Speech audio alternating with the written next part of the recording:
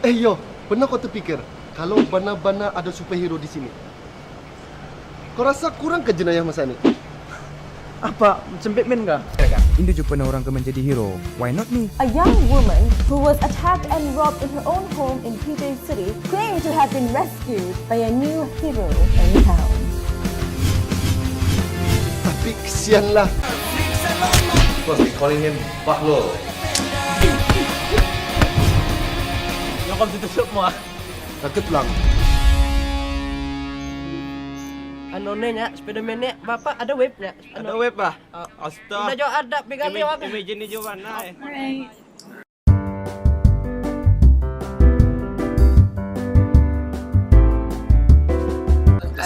I saw the trailer online. I watched it online. Yeah. Okay. So maybe he showed it to me at home. I thought it was. No, I think we saw it in the cinema as well. We saw the trailer in the cinema as well. I think, and I watched it. I just realized that it was like Visual Dimension. They made this like YouTube account, Visual Dimensions, and it was like Break. It was like so cool. So, you've seen the trailer already? Yeah. But Yeah, I've seen the movie already. Yeah. can you read it for us?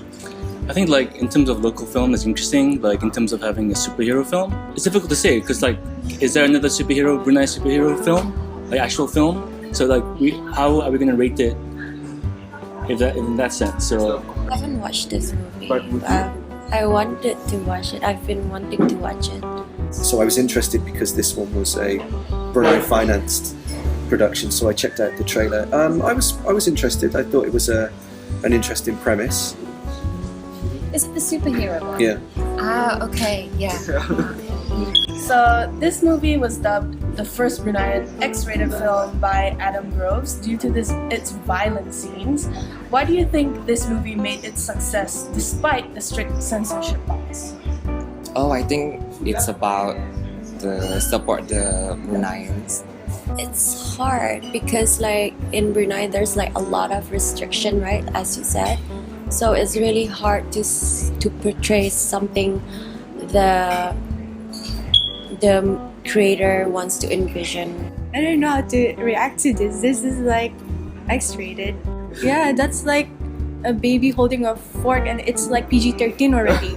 As long as it's like a kind of violence that can help the storyline, I think it's fine. I think within this universe, violence was to help, and it's like kind of like a moralizing thing. So it's there to show who's bad. And when someone's bad, you just kind of kill them, right? Yes. In this universe. But I think like if it's like senseless violence, so like then it becomes a bit harder to understand. So Yeah, I think from what was online, the reviews that we saw sort of suggested that the fact that bit was so heavily censored was detrimental to the narrative, To the storytelling. The storytelling, yeah. So I suppose it's surprising that something like that made it through. But I guess that's only in the cinema releases. Maybe if you were able to get a copy that hadn't got that Uncut. then it would be interesting to see it at home. Well, I know you, and then you did a movie. I would be like, oh, this movie is so nice. But then if we were strangers, I would be more likely to like criticize. Bahlul was discriminated against by the public for his heroic act. Do you think that this can be related to our modern day Bruneians react to local entertainment? one of the most interesting parts of the film was when one of the clips went viral. I think that really tapped into how people kind of interpret something like so quickly, and it's like as soon as you get that WhatsApp message, you download it, and there's constantly comments straight away. So I think that really reflects that in the film.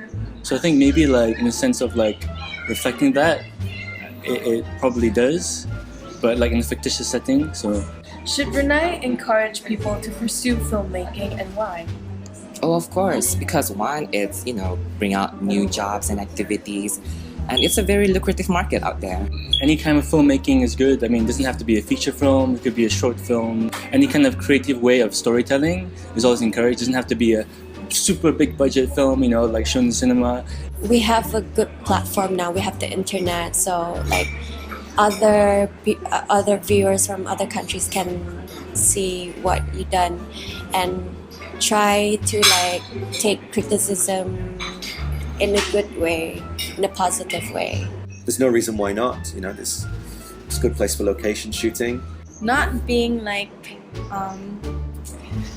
discriminating or something, or talking bad about our TV, but it's mostly like about adults. To get more views with us, it has to be something that's related with us, like romance, being bullied, or like being something that maybe they do have it in our TV, but I just haven't watched it or something. It's like it has to be something relatable and realistic. Yeah, it has to be realistic. Like Brunei movies, some of them just aren't realistic. The potential here is exactly the same as the potential everywhere else. So it just seems it's perhaps self-belief in it, and if it were possible just to inculcate a culture of risk taking, because what I see in Bruneian classrooms is a culture where taking risks is to be avoided. It's something that causes discomfort for students, whereas really I think it's that culture of risk taking that really opens the door to, artistic endeavors, or, just sort of slightly less safe. Yeah.